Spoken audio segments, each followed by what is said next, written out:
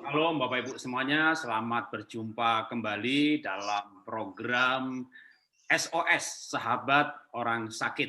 SOS adalah lembaga pelayanan yang dimulai dari Singapura, lalu berkembang ke berbagai negara. Pelayanannya sangat unik, yaitu pelayanan khusus untuk orang sakit. Nah, program ini bekerja sama dengan Keluarga Indonesia Bahagia, komunitas jejaring pelayanan yang saya inisiasi bersama teman-teman yang sebenarnya fokus pada keluarga. Tapi untuk SOS, saya yakin itu juga sebuah kebutuhan bagi keluarga di mana anggotanya misalnya terkena sakit, maka ini bisa menjadi kesaksian dan harapan. Nah, saya akan mulai dengan berbagi trailernya SOS sebagai pembuka. SOS Global Ministries are reaching all of countries around the world by bringing hope for the sick. SOS Global Ministries are sent to be a messenger of new hope.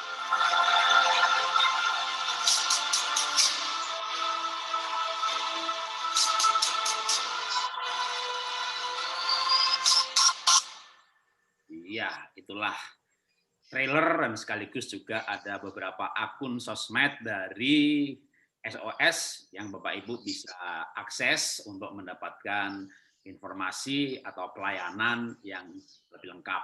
Nah, program SOS dan Keluarga Indonesia Bahagia yang saya pimpin, saya Jarod Wijanarko, ini kami mengkhususkan pada program kesaksian mereka-mereka yang dijamah Tuhan, dipanggil Tuhan, disembuhkan Tuhan dari penyakit. Memang melalui penyakit ini rupanya banyak hal yang terjadi. Ada yang tidak lahir baru menjadi lahir baru, atau mengalami kesembuhan mujizat. Ada yang tidak mengalami kesembuhan mujizat secara nyata, seperti lumpuh berjalan, buta melihat, prosesnya tetap berlangsung, bahkan ada yang harus diulang. Tapi melalui itu semuanya mendapat mujizat yang terbesar, yaitu keselamatan. Ya. Bahkan bukan hanya keselamatan, menjadi hamba Tuhan, dipanggil melayani melalui apa yang dialami, yaitu sakit. Nah, satu kali acara seperti ini, satu orang bersaksi, sengaja hanya satu, supaya detail dengan segala pergumulan, karena disitulah nilai-nilai yang kita bisa dapatkan. Nah, hari ini kita akan hadirkan Bapak Tony Effendi. Ya, Pak Tony Effendi tinggal di BSD. Selamat berjumpa, Pak Tony. Halo, selamat jumpa. Saya panggil Pak Tony atau Pak Effendi nih? Tony aja, Pak. Biasa. Panggilannya Pak Tony ya? Tony. Oke, Pak Effendi nama keluarga. Ya. Ya, Pak Tony dulu ngalami sakit apa sih, Pak? Saya tahun 2013 diagnosa dokter jadi leukemia stadium 4, Pak. Leukemia itu kan sama dengan kanker darah. Kanker darah ya. Kanker stadium 4, kanker darah, maka disebut leukemia. Oke. Nah, itu waktu mengalami itu awal-awalnya gejalanya gimana ya, Pak ya?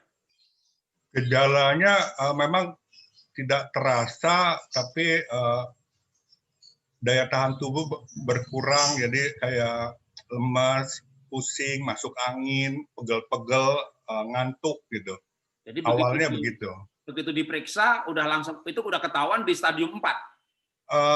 Awalnya ada bintik-bintik merah di kulit paha, terus pendarahan di mulut, di hidung, di mata, di kuping, Pak. Jadi waktu itu awalnya saya ke dokter gigi, ke dokter THT, di situ baru disarankan untuk ke dokter spesialis internis. Wow, dari situlah baru ketahuan ya. Nah, begitu Bapak dengar nih vonisnya kanker darah, kata kanker ini kan ngeri-ngeri. Itu gimana tuh respon Bapak waktu itu? Ya, pada waktu awalnya memang saya ngerasakan biasa selalu kita sebagai manusia pasti bilang kenapa harus saya? Kenapa harus saya gitu? Saya merasakan dosa saya cuma sekian gitu. Oke. Karena saya beranggapan saya udah cukup gitu kan, nggak sampai membunuh orang atau apa itu. Nggak bejat-bejat banget, Ya. nggak jahat-jahat banget gitu ya. Hidup lurus-lurus aja. Iya, iya. Nah, terus pengobatannya dibawa kemana tuh, Pak? Saya di Indonesia di 2 rumah sakit, Pak. Di Rumah Sakit Cikini nggak bisa, terus ke Rumah Sakit Siloam Semanggi, karena pada waktu di Indonesia harus tambah darah, setiap hari harus tambah darah, trombosit, tambah darah merah. Di situ nggak bisa, harus cari sendiri, Pak. Oh, Nah, jadi ya, keluarga saya, terutama adik saya pada waktu itu mencari jalan untuk supaya dibawa ke Singapura. karena mesti cari darah lagi, nggak ada Ya, stok, repot jadinya ya, mesti bukan kayak, repot lagi, Pak. wah, kayak kalau nggak dapat stok aja udah dak dikduk deh nih, wah gimana nih kalau nggak dapat nih, sempet kebayang, aduh mati saya ini, gitu sempet gitu nggak Pak? Eh, Sebenarnya sih saya punya keyakinan, Mbak, punya keyakinan karena saya berharap sama Tuhan, pasti Tuhan buka jalan gitu. Memang ada gitu, tapi keyakinan saya lebih besar lagi bahwa Tuhan pasti buka jalan gitu. Ya cuma berjuang untuk dapetin Ya. stok darah lagi, terus akhirnya begitu agak tersendat, ngambil keputusan ke Singapura itu ya Pak ya? Iya. Oke. Nah di Singapura ada adik, kakak, saudara di sana? Tidak ada siapa-siapa, Pak. Wah itu dia. Wah. Kan kalau orang itu biasanya kan misalnya di Jogja atau di mana sakit, ya udah bawa ke Jakarta, ada tante, ada paman, ada. Ya, cuman pada waktu itu adik saya sama istrinya, sama istri saya ikut antar saya gitu. Tapi nganter kan nggak bisa selamanya. Nah, istri saya ikut kira 3 bulan, 5 bulan di Singapura, istri saya ikut saya gitu. Wah, luar biasa itu juga perjuangan istri, pergumulan untuk kalau nggak ada yang menopang begitu kan, itu aja juga berdua di sana di negeri orang, tetap aja mengalami kesendirian ya Pak ya, sepi kayak orang merasa orang asing gitu ya. Ya, justru itu. Jadi ketika itu memang saya merasakan sangat terpuruk dengan sakit saya selalu memikirkan gitu, kenapa harus saya, apa dosa saya. Tapi ya saya ada Tuhan turun bantu untuk supaya menghibur saya dengan adanya Pastep SOS itu, Pak. Jadi saya didoakan, ya itu salah satu pengharapan juga tiap hari. Oke, sebentar saya tampilkan gambarnya Bapak dulu, nanti ceritanya dilanjutkan. Ini berarti Bapak mulai berjumpa dengan SOS yang ada di Singapura. Memang berdirinya mulainya di Singapura ya. Dan ini waktu Bapak masih sehat ini Pak ya? Ya. Wah, masih sehat. Beda banget deh. Lalu begitu sakit, langsung deh di kemo, langsung gundul deh. Ini yang ketiga nih Pak. Ini udah. Kemo yang ketiga Pak. Wah, ya. Oke. Jadi boleh dilanjutkan dulu ceritanya. Tadi apa namanya?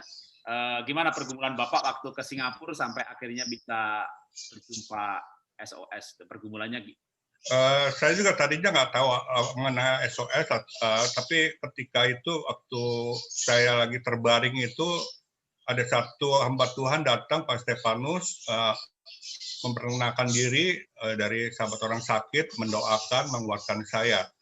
Nah, memang awal pertama tidak banyak ngomong, Pak, cuman sebentar gitu. Tapi itu yang membuat saya kekuatan buat saya, karena selalu ada didoakan, dikuatkan, diberikan firman gitu, Pak. Iya. Itu berarti banget ya, Pak ya? Sangat berarti, Pak. Nah, terus pergumulan Bapak itu sedalam apa sih, dalam arti misalnya kan setahu saya kalau orang kemo itu kan nggak langsung sembuh gitu ya, berkali-kali, bahkan ada yang harus diulang lagi, misalnya harusnya 10 kali sudah selesai, udah diperiksa lagi, loh ada lagi, diulang lagi, loh itu kan kayak orang sudah berharap dibanting lagi. Nah kalau Bapak apa Pak pergumulan terdalam yang paling pernah ngalami sampai seberat apa sih Pak? Ya memang awal pertama saya ngerasakan, tapi saya ikutin aja jalannya Tuhan karena Tuhan izinkan. Jadi saya punya keyakinan Tuhan akan bantu saya. Tapi memang sangat berat sekali gitu, sangat berat karena justru yang saya dapatkan ketika beberapa kali saya di kemo saya sakit, itu seolah-olah Tuhan mau memurnikan kita, bikin nol kita dari emosi kita, dari kesombongan kita, ya dari keuangan kita, semuanya dinolkan, dimurnikan gitu, yang saya dapat gitu. Kan soalnya kalau kemo itu kan nggak sekali 2 kali ya Pak ya, totalnya berapa kali tuh Pak? Saya yang pertama 5 cycle itu 3 bulan tergeletak di ranjang Pak, 24 jam Pak. 3 bulan? 3 bulan, selama 3 bulan, 24 jam. Itu 3 bulan nggak turun dari ranjang, itu di Singapura atau di Jakarta? Di Singapura Pak. Singapura, waduh, 3 bulan nggak turun dari ranjang, waduh gimana tuh orang kita 3 bulan pandemi PSBB aja masih di rumah masih bisa macam-macam aja bosen. Itu selama 3 bulan Bapak ngerasain apa tuh Pak? Ya saya merasakan malah saya lebih dekat dari Tuhan Pak. Jadi saya lebih dekat, saya bisa lebih intim gitu Pak, dengan baca firman gitu. Pada saat 3 bulan itulah kenal dengan SOS Pak Stefanus. Ya. Oke, terus kan tadi Bapak bilang itu yang pertama. Memangnya ada yang kedua? Saya ada yang kedua, ada yang ketiga, Pak. Sampai 3 kali gelombang. Iya, tahun 2013, 14, 15, Pak. Waduh. Itu 3 tahun jadinya. Itu ke Singapura terus setiap kali kayak kambuh gitu? Yang pertama kali memang di Singapura, pulang kira-kira di kemo 3 bulan, 2 bulan di apartemen, jadi 5 bulan di Singapura, pulang ke Indonesia, bulak-balik check up per 3 minggu sekali. Tapi 7 bulan kemudian relapse lagi, kankernya ada lagi, itu yang kedua kali Pak. Waduh. Nah, waktu pertama kan ada harapan ya, yakin nih sembuh nih, gitu ya, Tuhan baik, Tuhan tolong gitu. Begitu yang kedua gimana tuh Pak? Yang kedua sebenarnya gini Pak, sebenarnya dari yang pertama itu saya tidak membaca firman. Tidak baca firman, cuma adik saya pada waktu itu bilang baca firman, saya bilang bawa Alkitab bawa. Tapi ketika pada awal pertama itu saya membaca ngantuk Pak, baru 2-3 lembar ngantuk jadi tidur gitu. Tapi pas yang kedua saya relapse sakit lagi, saya janji, oke, berarti saya harus lebih dekat lagi, harus baca firman itu dengan sungguh-sungguh. Yang kedua gitu. Nah, yang kedua itu berlangsung berapa bulan Pak? Yang kedua itu sebenarnya ceritanya panjang Pak. Ya. Belum ada uang, belum ada dana karena kehabisan uang Pak. Karena yang tahap pertama itu udah menghabiskan uang tuh. Ya, jadi pas yang kedua itu dokter, kita tanya dokter, jadi kebetulan adik saya Australia juga datang untuk kunjungi saya, konsultasi, jadi harus ada 3 miliar untuk sumsum tulang belakang, transplant. Jadi yang pertama kan 5 bulan di Singapura. Ya. Itu udah paling nggak habis 2-3 miliar tuh dah. Ya, pada waktu itu jadi saya dipanggil adik saya, ini gimana ya katanya, harus ada 3M. Sedang selama ini, saya nggak dikasih tahu, selama ini kita udah habis 3M lebih gitu. Wow, 3. Jadi begitu mau yang kedua, segitu lagi, kebayang. Ya.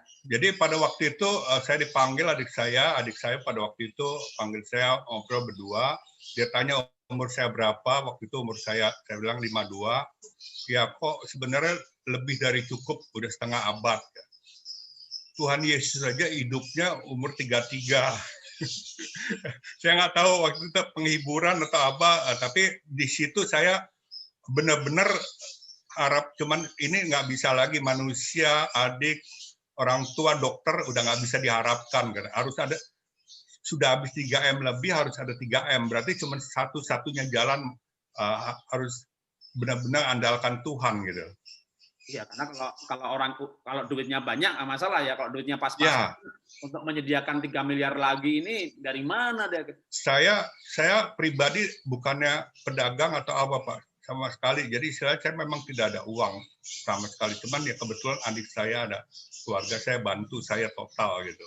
Jadi adik saya pada waktu itu bilang begini awal pertama, jangan pikirkan uangnya katanya. Kamu pikirkan berobat gitu kan pada waktu itu. Tapi ketika yang pertama ya, harus ada 3M lagi, bingung juga Pak. mungkin dia waktu pertama kali bantu gitu ya berharap ya pasti udah punya bayangan lah. Karena Ya. berobat ke Singapura itu kan 2,5 sampai 3M, mungkin dia masih oke lah gitu kan, sembuh gitu. Nah, begitu diulang lagi kan mikir lagi nih, kalau 3M lagi nggak sanggup nih saya. Nggak sanggup ya Pak. Karena memang pada waktu itu dia juga udah jual villa di Jakarta, di Puncak udah dia jual gitu. Waduh, sampai Udah jual villa, udah jual apartemen gitu untuk bantu saya. Untuk menolong sampai harus jual villa. Nah, terus akhirnya gimana tuh Pak? Jadi lanjut di Singapura deh yang kedua. Yang kedua, jadi karena tidak ada uang, 3M lagi, pada waktu itu jadi saya pulang ke Indonesia Pak, menyerah Pak sebenarnya. Jadi udah keluarga udah bilang udah tidak apa-apa. Cuman ketika kira-kira 2 bulan saya tidak ada hubungan ke Pak Singapura dokter, Pak Stefanus datang, kebetulan dia ada KKR dari Medan mampir untuk khusus cari saya. Nah pada waktu itu Pak Stefanus datang untuk kasih tahu mengeluarkan saya harus kuat, saya harus berjuang, saya harus tinggal lagi Singapura. Terus saya cuma bilang gini, iya Pak, saya semangat masih mau Pak, cuman uangnya nggak semangat Pak, 3M lagi. Tapi Pak Step bilang, memang katanya itu sebagai manusia kita nggak boleh, tapi andalkan Tuhan, percaya gitu kan. Tuhan pasti buka jalan. Wah, itu menjadi pertemuan bersejarah itu ya Pak ya? Ya. Itu di Jakarta ya Pak jadi ya? Di Jakarta Pak. Pak Stefanus datang, lalu ketemu Bapak. Nah, terus gimana? Dibawa ke Singapura lagi gitu? Pada waktu itu jadi memang kita tidak ada biaya Pak. Keluarga udah nyerah, udah nggak mungkin bisa lagi gitu. Tapi Pak Step selalu menyemangatkan saya berdoa, andalkan Tuhan, pasti dibuka jalan. Ya puji Tuhan pada waktu didoakan gitu kira-kira 10 hari kemudian ada yang bantu saya Pak. Teman saya bantu kira-kira, terus saya juga jual aset saya, kebetulan saya jual pedagang bonsai gitu. Saya dapat duit pada waktu itu, jadi saya coba ketemu dokter saya di Singapura, saya diomelin dokter saya Pak. Dia diomelin karena ini jangan main-main, ini hidup mati kamu. Tapi saya bilang saya udah nggak ada uang, saya bilang saya udah kehabisan uang, udah habis 3M lebih, harus ada 3M, nggak masuk di akal. Ya jadi harus gimana? Tapi saya mau berjuang tetap. Saya bilang ya udah, jadi harus gimana ini? Dokternya bingung Pak. Ini harus satu-satu jalan, harus transplant tulang belakang. Jadi nggak ada jalan lain lagi gitu. Wow. Nah pada waktu itu jadi memang keluarga udah bilang udah nggak usah. Cuman yang saya dapatkan, saya selalu berdoa sama Tuhan buka jalan Tuhan, kalau memang Engkau izinkan saya berobat untuk ke Singapura. Nah pada waktu itu kebetulan saya ada berobat ke Singapura per 3 minggu sekali untuk check up lagi untuk supaya hubungin dokter itu. Tidak sengaja ketemu Pak Stefanus. Pak Stefanus kan mainnya juga di rumah sakit kan. Yang pertama di koridor rumah sakit, nggak sengaja Pak, karena saya datang ke Singapura itu langsung ke rumah sakit pagi jam 11-an, ke rumah sakit ketemu, kadang siang, kadang sore ketemu, kadang di MRT ketemu. Nah, yang ketiga kali itu saya ditekan sama Pak Stefanus, Pak Tony melangkah dengan iman, tinggal di Singapura pada waktu itu. Saya selalu kedua kali, ketiga kali saya bilang iya, tapi ketiga kali saya merasakan kok Pak Stefanus ngomel saya gitu kan. Terus saya minta hikmat dari Tuhan, kenapa Pak Stefanus rada keras sama saya. Tapi saya di situ dapat bahwa, oh berarti selama ini saya berdoa sama Tuhan supaya minta kemudahan, saya harus gimana, berarti saya harus melangkah dengan dia tinggal di Singapura. Jadi saya dapat hikmat dari situ bahwa saya harus tinggal di Singapura. Tapi ya puji Tuhan, kebuka jalan, saya tinggal di Singapura lagi dengan uang bawa cuma 130 juta ya. Saya ada teman bantu, ada aset. Nah di situ saya melihat di Singapura itu, saya cari lagi Pak Step, saya sudah di Singapura, good, gitu. Dicariin tempat, saya dijemput, naik taksi, saya diangkatin koper, saya dicarikan tempat. Waktu itu saya sendiri, istri saya udah nggak bisa ikut karena sudah tidak menyerah semua, udah nggak ada biaya. Saya dicarikan kos-kosan Pak di situ Pak. Jadi saya sangat terbantu banget dengan dana SOS itu. saya dicarikan tempat, fasilitas. Di situ saya banyak melihat mujizat-mujizat Tuhan, Pak. Kebaikan Tuhan, saya banyak melihat malaikat-malaikat Tuhan yang bantu saya. Wah, jadi mulai kos di Singapura sendirian itu ya Pak ya ini? Ya. Menghadapi transplant sumsum tulang belakang. Ya, karena tidak ada uang 3 miliar lagi, biaya tidak ada, jadi untuk sementara dokter harus bilang harus di kemo dulu, kemo. Saya bilang saya tidak mau di kemo ngeletak gitu sebulan, saya bilang. Jadi gimana? Ada jalan disuntik. Jadi ya maaf, suntik kiri kanan itu cuma sebentar, 5 juta, kiri 5 juta, 10 juta, Pak. Per 7 minggu sekali, Pak. 3 minggu kemudian datang lagi 70 juta. 3 minggu kemudian 70 juta. Saya bisa tinggal, saya bisa dirawat di rumah sakit suntik. Tuhan sediakan, teman-teman saya pada bilang kamu bohong gitu. Waktu itu zaman BBM, lu bohong lu katanya. Lu bawa duit 130 juta, tapi lu bisa tinggal, lu suntik aja sekian, ya habis uang. Saya bilang, jangankan kamu, saya bilang, saya aja yang melakukan ini bingung, uang dari mana. Tapi saya malah di situ tahu bahwa saya tidak mau hitung-hitungan sama Tuhan, berarti saya sudah dipelihara Tuhan gitu. Saya suka bilang sama teman saya, kayak Pak Stefanus bilang, kita punya Tuhan yang kaya, kita tinggal telepon aja minta BCA, Bank Sentral Allah. Tuhan sediakan. Itu betul-betul Tuhan tolong lewat orang-orang nggak dikenal gitu, Pak? Betul, Pak. Betul. Banyak sekali, Pak. Saya banyak sekali melihat itu yang tidak masuk di akal bagi manusia, banyak bantu-bantu saya. Ya, saya proses, saya tinggal lagi 9 bulan di Singapura, Pak. Jadi pada waktu itu Pak Step bilang, Pak Tony kuat Pak, pusing tidak, kuat jalan pelan-pelan, ikut saya kemana, pelayanan. Lah saya bilang, saya ke Singapura ini mau berjuang untuk berobat, Pak, nggak ada uang. Loh, kenapa ikut pelayanan? Pada waktu itu saya tidak mengerti apa itu pelayanan gitu kan. Ya justru Pak Tony harus jadi berkat buat orang lain. Saya taat, karena pada waktu itu cuma satu-satunya yang saya harapkan di Singapura waktu itu Pak Stefanus, Pak. Wah, jadi terus Bapak diajak ngapain itu? Ya, awal pertama saya juga bingung kan ngapain, cuman ikut aja gitu. Jadi diajakin masuk rumah-rumah sakit, masuk kamar, naik MRT, jalan kaki lagi ya. Di situ saya sebenarnya ngerasakan jalan itu karena Pak Step terlalu cepat jalannya. Saya kadang-kadang ketinggalan, Mbak, ketinggalan jauh gitu kan. Pak Step tunggu saya. Jadi di situ saya melihat bahwa ketika kita melayani Tuhan, ketika kita bersaksi gitu, malah orang pada bingung, loh, saya baru stadium 1, Pak Tony udah stadium 4, kok masih bisa jalan, bisa kuat melayani. Ya di situ saya banyak diajarkan bahwa ketika kita fokus sama Tuhan, kita fokus sama pelayanan, kita jangan pikirkan sakitnya, kita jangan pikirkan masalahnya. Jadi kita pikirkan Tuhan, jadi penyakit kita hilang, malah kita Tuhan kita yang lebih dekat, lebih besar gitu. Yang saya diajarkan dari SOS gitu, Pak. Wow, jadi waktu saya dapat foto ini, saya pikir Bapak itu sembuh lalu mulai melayani, tapi ternyata masih dalam kondisi sakit itu sudah mulai diajak pelayanan gitu ya Pak ya? Ya, yang terakhir ini di Malaka, Pak. Saya pelayanan di Malaka yang terakhir. Oh, ini memang sudah sembuh ya? Sudah sembuh, Pak, di Malaka. Sebelum ini memang ketika di Singapura dalam proses lagi kemo itu belum ada tanda-tanda sembuh sebenarnya, masih belum masih Pak. Berjalan. Itu ada di foto, ada yang beramai-ramai itu lagi sama Pak Step, itu ada yang beramai-ramai. Itu jadi ini sebentar. Itu apa namanya? Belum sembuh itu sudah diajak pelayanan ya? Ya, justru lupakan sakitnya, Pak. Fokus sama Tuhan, lupakan pelayanan. Itu yang saya dapat. Wah. Oke, sebentar. Ini saya ada foto, mudah-mudahan yang ini nih.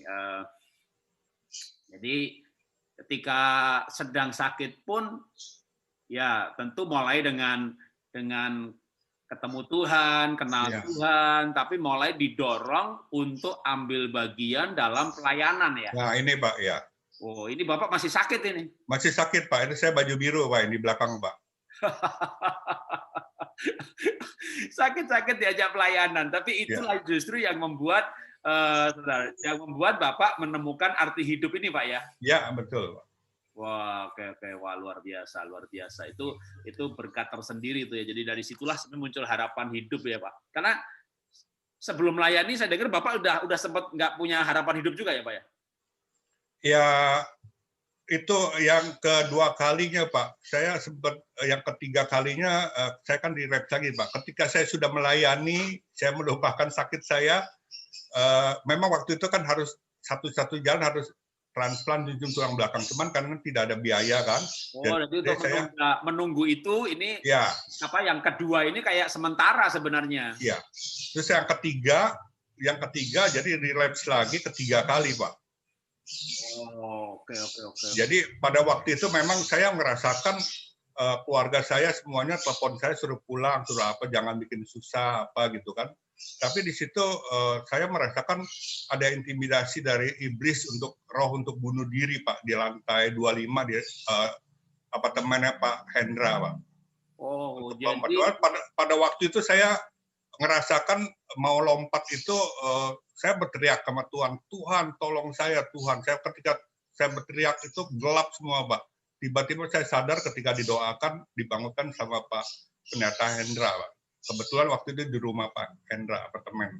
Oh, karena Bapak yang kedua ini sambil, kan memang harusnya ditransplant, karena belum ada uang, ya. Suntik dulu. Ya.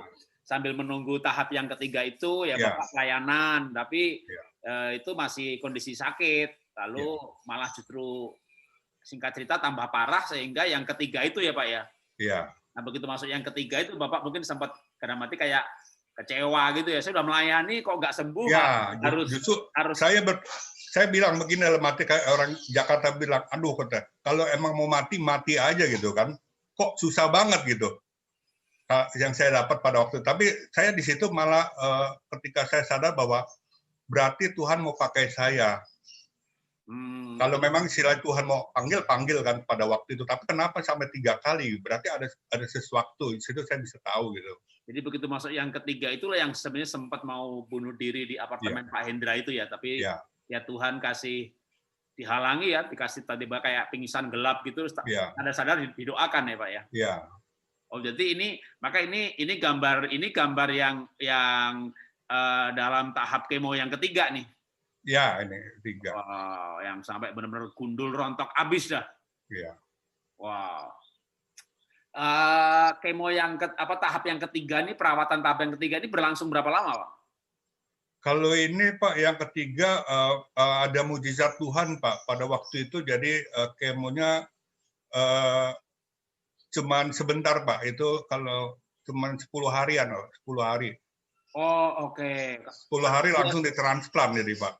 Jadi pada waktu itu singkat cerita pada waktu itu, jadi Tuhan memberikan semuanya, dana semua disediakan dengan yang tidak masuk di akal bagi manusia. Tuhan sediakan dana-dana itu sampai saya bisa kemo, Pak, di kemo lagi. Nah, pada waktu itu di kemo yang ketiga itu ada cerita yang bagi saya sampai sekarang saya merasakan yang bagi Tuhan itu sangat berarti gitu. Ketika ada utang kemo ketiga, saya ada utang di rumah sakit itu sekitar 500 juta. Tapi adik saya menolong saya lagi, dia kasih saya 200 juta lagi, berarti saya ada utang 300 juta. Kita udah nggak sanggup lagi. Pada waktu itu saya diusir di rumah sakit, dari yang kelas VIP sampai kelas yang rakyat sampai 6-8 orang. Waktu itu diusir tiap hari karena nggak ada uang, nggak ada keluarga. Pada waktu itu Pak Step datang lagi untuk tanya kepada saya, gimana Pak Tony, kenapa gini? Saya bilang ini ada utang. Pak Step datang dengan ayo kita berdoa, katanya. Mana bon kwitansinya gitu kan. Saya pada waktu itu berpikiran, Pak, bahwa berarti ini dibayarin, Pak, gitu kan, pikirkan aman. Tapi ketika Pak Step bilang mana bonnya, kita tumpang tangan. Saya sempat kaget juga, saya bingung nggak tumpang tangan berdoa, cuman doa tok gitu. Saya pikir, tapi apa yang terjadi? Ya saya cuman ikutin, Pak, karena nggak ada siapa-siapa lagi, Pak. Nggak ada keluarga, saya sendiri di rumah sakit gitu kan dengan utang 300 juta. Nah, ketika didoakan itu mujizat terjadi. Kira-kira 10 hari kemudian terkumpul uang dari SOS itu 310 juta, malah lebih 10 juta, Pak. Wah. Itu di situ saya melihat mujizat itu berkali-kali Tuhan memperlihatkan gitu, Pak. Wow, karena keluarga juga sudah angkat tangan, Pak ya, udah nggak ada biaya, udah pulang Indonesia aja. Kalau pulang itu kan sama aja kayak ya udah dah nunggu dipanggil Tuhan aja udah. Iya. Udah nggak ada biaya, waduh berat sekali itu pergumulannya pasti. Makanya sempat sampai kepikir mau pengen mati aja, tapi luar biasa ya Tuhan buka jalan lewat orang-orang yang ini kan SOS dan Pak Stefanus ini kan bukan orang yang sebelumnya Bapak kenal kan, Tidak bukan kenal, Pak. teman, bukan saudara, bukan orang yang dulu pernah ditolong atau tetangga di BSD, betul-betul ya baru ketemunya di Singapura saat sakit. Malah keluarga saya pernah bilang gini, itu pendeta enak aja katanya ngomong tinggal di Singapura, emang dia mau biayain 3 miliar lagi? Keluarga saya pada bilang gitu, enak aja ngomong katanya. Emang kalau ngomong kan enak, tinggal Singapura, ya kan, kemo lagi, transplant sumsum tulang belakang. Duitnya disediain nggak? Pada waktu itu jadi keluarga bilang itu, Pak.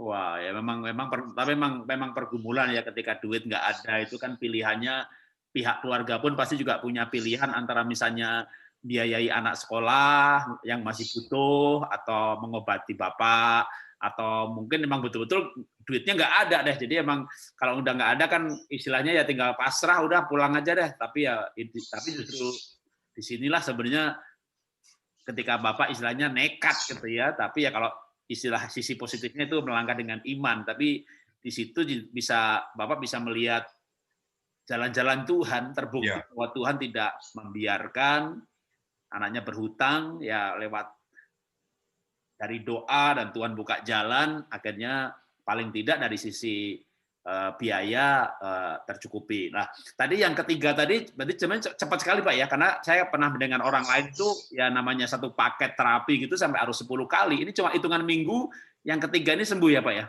Ya, jadi istilahnya pas sudah kemo kira-kira 10 hari itu, terus langsung progresnya bagus sekali, penyertaan Tuhan itu luar biasa. Jadi waktu itu langsung ditransplant, Pak, kira-kira 2 minggu kemudian ditransplant sumsum tulang belakang, Pak. Jadi itu juga mukjizat, Pak. Saya dapat donor sumsum tulang belakang dari Jerman, Pak, orang Jerman, Pak. Iya kan itu harus cocok genetiknya gitu kan, harus cari yang cocok. Yang luar biasanya orang tua, mama kalau donor ke anak biasanya itu hitungannya 8/8. Tapi kadang-kadang nggak mungkin 8/8, kadang-kadang 6/8 atau 5/8 itu kan dilakukan karena kalau keluarga boleh 5/8.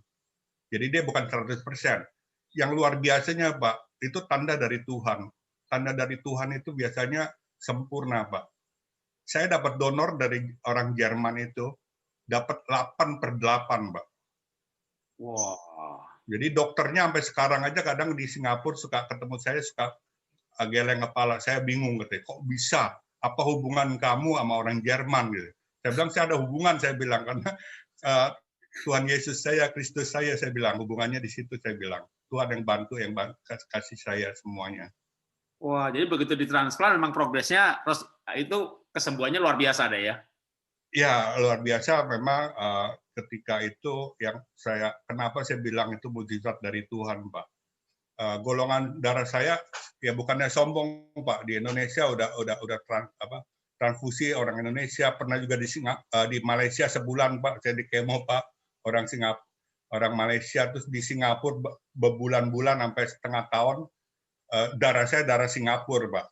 Terus dirubah pabrik orang Jerman, Pak. Terus apa yang terjadi? Golongan darah saya dulu B+, selama ditransplant, sesudah ditransplant, golongan darah saya berubah jadi O, Pak. Sekarang jadi O, Pak. Wah, itu saking banyaknya Bapak udah tambah darah terus diganti sumsum tulang belakang. Pabriknya diganti, Pak. Wow. Tapi memang Tuhan kita dahsyat, Pak. Tuhan kita hidup, Pak. Dia akan ganti semuanya dengan sempurna. Itu tanda dari Tuhan, Pak.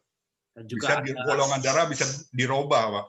bisa ketemu orang Jerman yang mau mendonorkan sum-sum tulang belakangnya juga itu udah Wah, itu anugerah Pak, mujizat Pak.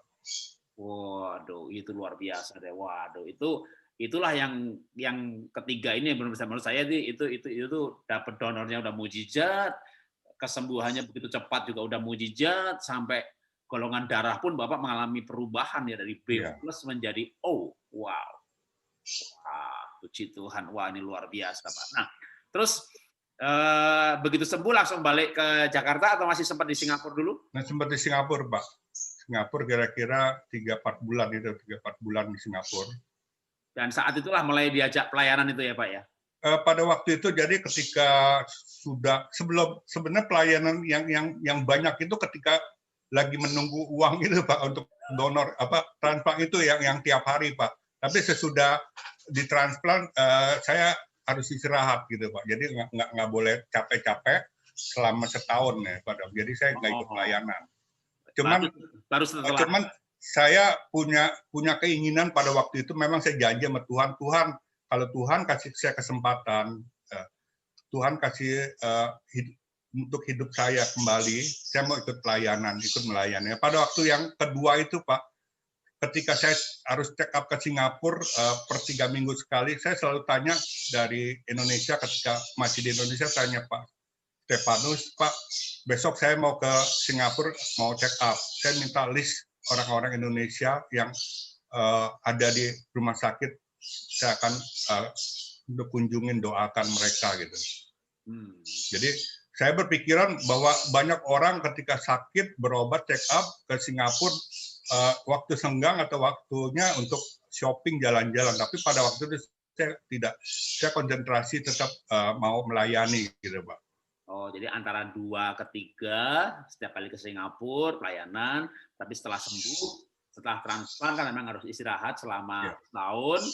Nah, itu berarti yang ketiga ini kejadiannya tahun berapa, Pak? Pertama 2013, terus 2014, 15 itu, Pak. Oke, makanya setelah itu 2016 istirahat, setelah pulih, pulang Indonesia. Mulailah pelayanan ke yang Malaysia, yang lain-lain itu ya, Pak ya? Pada waktu itu saya di Jakarta dulu, Pak. Nah, di Jakarta, di Tangerang, karena waktu itu saya tinggal di Jakarta, Pak. Terakhir saya tinggal di BSD. Nah, pada waktu saya ikut pelayanan, saya ketemu Pak Stefanus lagi, saya ada hubungan, saya bilang ke Pak Step, saya kayaknya sekarang kok nggak ngerasakan tidak ada apa-apa gitu. Karena kalau saya ikut SOS, saya ikut pelayanan, saya merasakan berguna gitu. Nah, pada waktu itu Pak Step ngirim saya untuk pelayanan ke Malaka pada waktu itu. Oh, maka inilah Bapak mulai pelayanan untuk orang sakit ya Pak ya? Iya. Wah, ini di Malaka. Kalau ini Pak? Ya, ini juga ini teman-teman, kebetulan nih sebelah kiri dari Jakarta, Ibu siapa? Esther Terus yang belakangnya Bu Esther sebelah kiri itu Pendeta Charles dari Pekanbaru. Yang tengah itu suami saya sama anak itu sakit kanker, kita layani dari Manado. Sebelah kanan yang perempuan itu Ibu Daria, dia koordinator dari Malaka, Pak. Oke. Jadi di situ kita ada mes, kita tinggal bisa sebulan di Malaka untuk tiap hari pelayanan di rumah sakit. Oh, gitu. Kalau pergi ke Singapura atau ke Malaka ada tempat untuk SOS-nya. Terus tiap hari udah kerjanya ke rumah sakit aja dan doain orang sakit terus dah. Iya, kadang saya suka bilang sama teman-teman, kalau ngapain aja lo di situ, saya bilang saya jadi sales, saya bilang. Sales apa? Salesnya Tuhan, saya bilang. Wah, kalau ini waktu yang awal pertama ini beramai-ramai ini pelayanan sama Pak Stefanus SOS di rumah sakit ini. Oke. Nah, ini kemo yang kedua kalau nggak salah ini. Iya. Jadi sekarang udah 2015, 16, 17, 18, 19, tahun. Udah 5 tahun sehat ya Pak ya? Ya, puji Tuhan Pak. Kita anugerah Pak. Nah, terus itu tadi saya lihat yang gambar ini Pak, yang ini kan seperti gambar dari cover buku ya? Ya buku Pak, betul dari buku Pak. Nah, ini gimana ceritanya nih Pak? Ya pada waktu yang sakit sakit itu saya yang kedua, saya Pak Step kunjungin ke saya, pada waktu itu saya lagi nulis-nulis, Pak Step tanya, tulis apa Pak Tony? Saya bilang lagi tulis firman, ada yang bagus saya tulis karena supaya bisa menghafal atau mengingat. Terus Pak Step bilang, kalau gitu tulis buku aja Pak. Waduh, saya bilang nggak mungkin Pak. Saya bukan penulis, saya juga baca aja udah males banget Pak. Apalagi untuk nulis buku, nggak ada mungkin. Tapi Pak Step waktu itu memotivasi saya bahwa kamu nulis buku ini bukan untuk kamu sendiri. Kamu nulis itu jadi berkat buat orang lain. Nah, pada waktu itu saya bertekad untuk nulis buku, walaupun awal-awalnya itu tiap hari robek terus kertas baru 2-3 patah robek, buang sampai di bawah itu sampah semua. Tapi ketika kira-kira udah 3 hari, saya bilang ini nggak mungkin saya bisa nulis Tuhan. Gitu.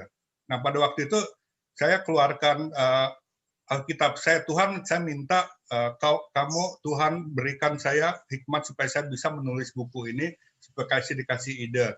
Pada waktu itu jadi saya keluarkan Alkitab saya menulis buku pada waktu itu gitu.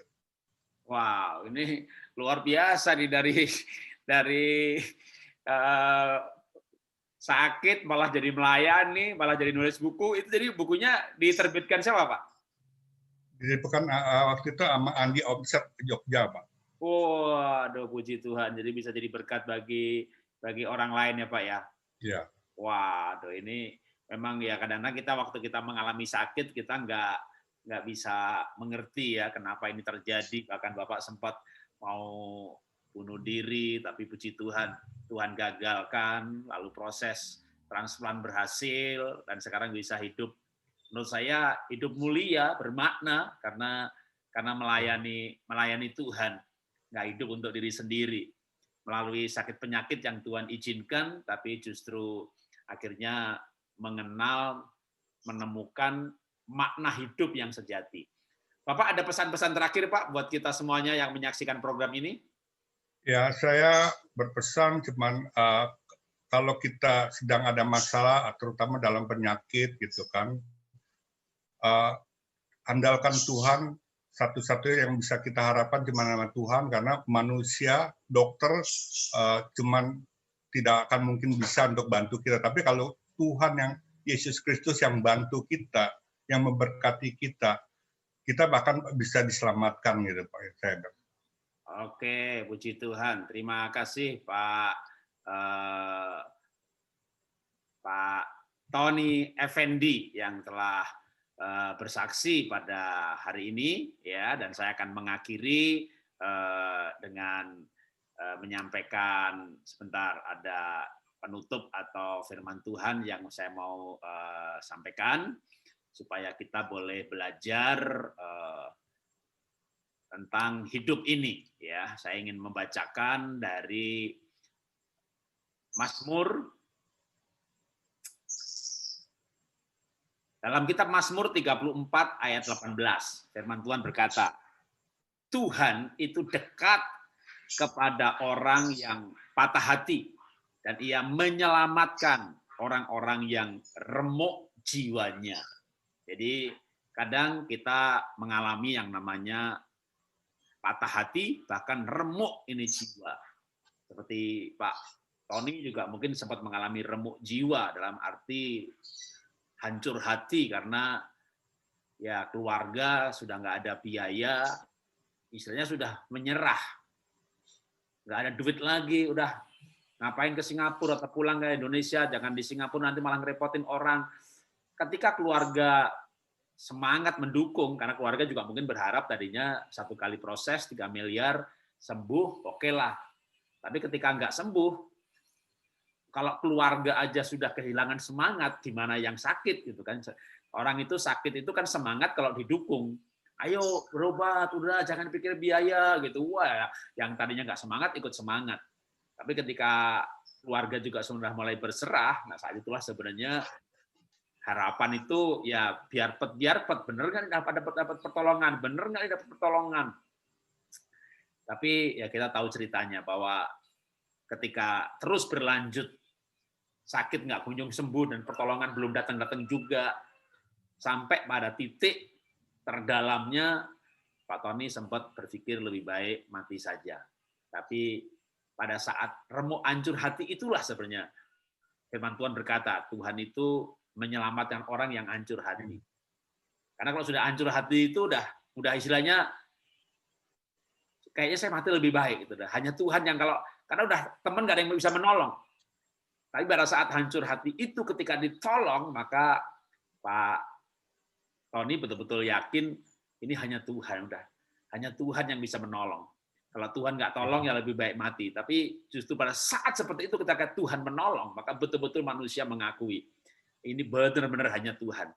Tanpa Tuhan gimana bisa ketemu orang Jerman, ketemu transplant yang tepat sampai berubah darahnya. Nah, sering Tuhan tuh memang sepertinya dalam tanda petik kejam, membiarkan orang sampai hancur hati. Tapi dari sisi yang lain, ketika orang remuk jiwanya, hancur hatinya, artinya sudah tidak ada harapan lagi selain Tuhan. Dan pada saat itulah Tuhan datang. Saya mungkin berbagi kesaksian juga, walaupun sedikit berbeda, tapi bukan mengenai penyakit, mengenai remuk jiwa dan hancur hati. Saya juga bukan orang yang tanpa hancur hati. Saya bukan orang yang hidup tanpa kesusahan. Cuma jenisnya aja yang berbeda. Ini gambar saya waktu saya lahir tahun 63. Jadi 57 tahun yang lalu. Ini gambar ayah saya di depan bangunan yang orang Jawa bilang gedek, rumah gedek. Karena dindingnya bambu, atapnya daun-daun seng dicampur, lantainya tanah.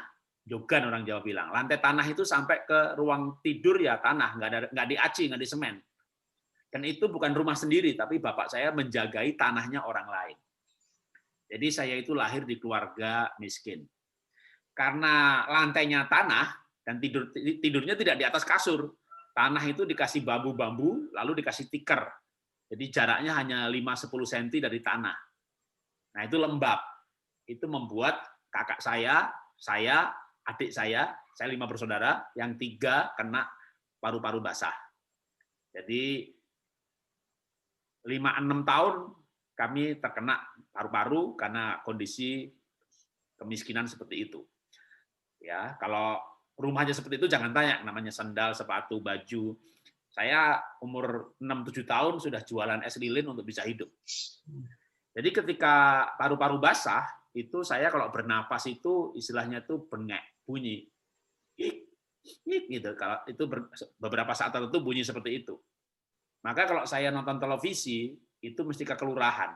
Di mana di depan kelurahan itu ada TV hitam putih. Itu pun saya tidak bisa duduk di barisan depan. Karena nanti yang lain pasti bilang, bengek, mundur, nular. Gitu ya. Jadi yang namanya disingkirkan, dihina, itu menjadi bagian dari sejarah hidup saya. Nah saat itulah sebenarnya hancur hati itu pernah terjadi dalam hidup saya. Jadi saya tuh berteriak, Tuhan, saya hidup pasti sekali lahir di keluarga yang demikian miskin. Kalau saya singkat ceritanya, tahun 90 saya sudah berumur 27 tahun dan saya menikah. Saya merantau ke Jakarta. Itu saya tinggal di rumah yang kontrakannya 450.000 untuk 6 bulan. Belum lama, tahun 90 setelah menikah. Saya tinggal di pinggir kuburan Kuningan Jakarta. Saya sebagai sales. Saya menikah dan saya ajak istri saya hidup berjuang dari bawah, tinggal di pinggir kuburan.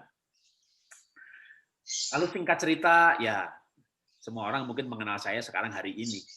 Pengusaha, diberkati, rumahnya besar sekali, dan sebagainya. Tapi yang saya mau ceritakan adalah hidup saya tidak lepas juga dari yang namanya hancur hati atau remuk jiwa. Nah pada saat itulah kita berseru kepada Tuhan. Kita nggak bisa berseru kepada yang lain karena akan dihina, karena akan diremehkan. Maka kita hanya berseru kepada Tuhan. Dan ketika kita berjumpa dengan Tuhan, kita dikuatkan tekad hidup kita. Tuhan, saya menjadi saksi bagi Tuhan. Waktu itu saya belum khotbah, jadi saya berkata, Tuhan, hidup saya adalah pelayanan. Kalau saya kerja sama kerja yang benar sampai orang melihat pekerjaan saya, itulah pelayanan saya. Singkat cerita ya Tuhan memberkati. Nah, saya mau akhiri dengan ayat ini. Kalau Anda hancur hati, saya pernah hancur hati, Pak Tony pernah hancur hati. Pernah juga ada seorang sakit kusta yang disingkirkan.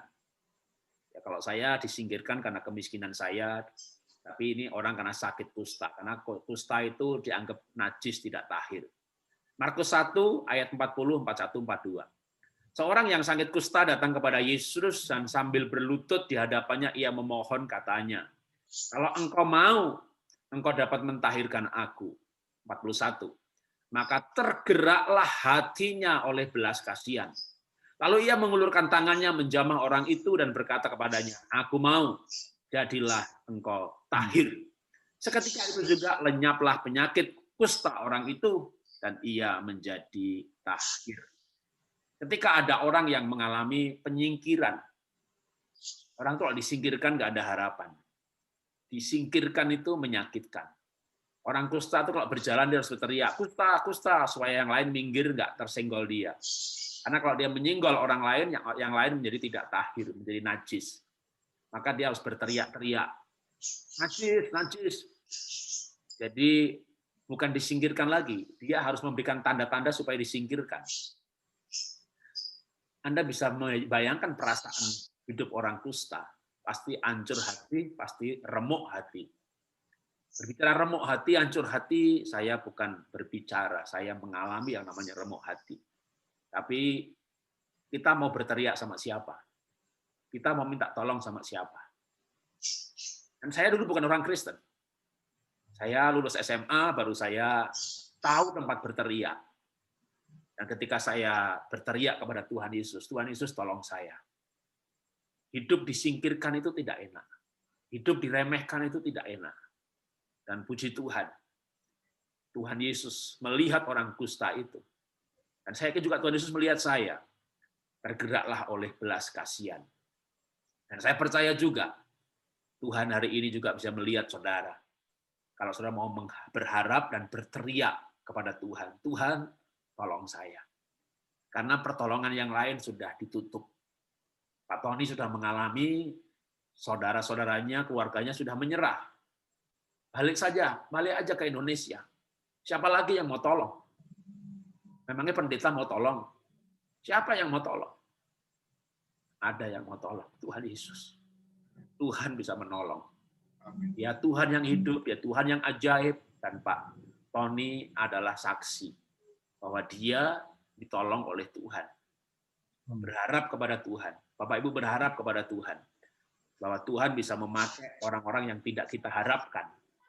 Orang-orang yang bahkan yang tidak kita kenal. Untuk memberikan kita kenal dengan Tuhan. Mari kita berdoa. Bapak, kami mengucap syukur buat hari ini. Kami mendengar kesaksian sekali lagi. Bagaimana Engkau bekerja, bagaimana Engkau menolong, bagaimana Engkau Tuhan yang hidup, Tuhan yang ajaib. Ketika pengharapan kami sudah tidak ada lagi, bahkan orang-orang terdekat kami, keluarga kami juga putus harapan. Sudah berserah dengan keadaan, karena memang keadaan tidak memungkinkan, keuangan sudah tidak mendukung. Pada saat itulah Tuhan, kami hanya tinggal satu harapan, yaitu Tuhan. Bahkan ketika harapan itu pun sempat mau kandas, sampai kapan Tuhan? Pak Tony bahkan sempat berpikir, mungkin lebih baik kalau saya mati. Dan pada saat itulah Tuhan berpikir, lebih baik kalau Pak Tony hidup. Dan Pak Tony mendapatkan arti hidup. Kalau saya hidup Tuhan, saya mau melayani Tuhan. Kalau saya hidup, saya mau berguna bagi Tuhan, berguna bagi sesama. Dan Pak Tony mulai berjalan dari rumah sakit ke rumah sakit, mendoakan yang satu dan berikutnya lagi. Dan menjumpai, menemukan makna hidup di situ. Karena itu Bapak, kami juga berdoa saat ini di dalam nama Tuhan Yesus. Untuk setiap teman-teman kami, sahabat kami, saudara kami, rekan kami yang saat ini berbaring di rumah sakit. Mungkin dalam kesendirian menatap atap langit-langit kamar, dalam kesendirian yang mencekam tanpa harapan. Kami berdoa dalam nama Tuhan Yesus bahwa ada harapan di dalam nama Tuhan Yesus. Kami berdoa dalam nama Tuhan Yesus untuk mereka yang putus asa, yang dalam kelemahan tubuh, dalam nama Tuhan Yesus. Tuhan jamah, Tuhan tolong. Saya mengajak Bapak Ibu yang dalam pergumulan, baik sakit ataupun pergumulan yang lain. Tuhan Yesus tolong, Tuhan Yesus tolong. berteriak dan berharap hanya kepada Tuhan, supaya Tuhan menggerakkan, tergerak hatinya oleh belas kasihan, dan dengan kasih karunia, diperpanjang hidup, diperpanjang kesempatan.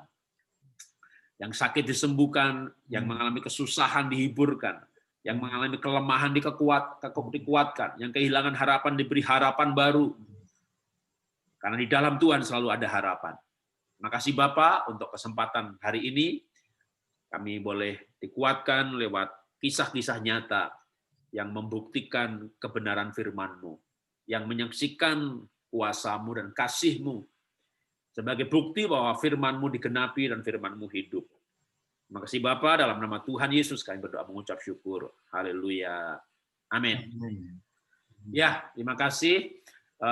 Saya masih, kalau seandainya saja ya, Pak Tony, ada pesan terakhir setelah lagi, kalau ada boleh, penutup. Jadi saya berdoa, tapi penutupnya Bapak, kalau ada boleh Pak. Ya.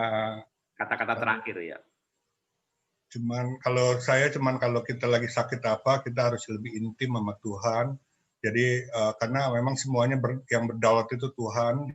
Jadi kita hanya mengandalkan Tuhan, kita yang hidup. Tapi apapun yang terjadi kita harus menerima. Memang kita sebagai manusia kita minta yang terbaik. Tapi kalau Tuhan sudah memutuskan yang berdaulat, ya kita tidak bisa apa-apa. Jadi ketika saya disembuhkan, itu saya merasakan bahwa ini saya dapat anugerah kesempatan hidup dari Tuhan. Itu saja. Jadi istilahnya Tuhan, kalau kita lagi ada masalah sakit penyakit, kita harapkan mengandalkan Tuhan Yesus saja. Gitu. Oke, terima kasih. Ya, demikian Bapak Ibu semuanya acara kesaksian hari ini, dan sampai jumpa dalam acara selanjutnya untuk kami hadirkan orang-orang yang merasakan jamahan dan pertolongan Tuhan. Tuhan memberkati.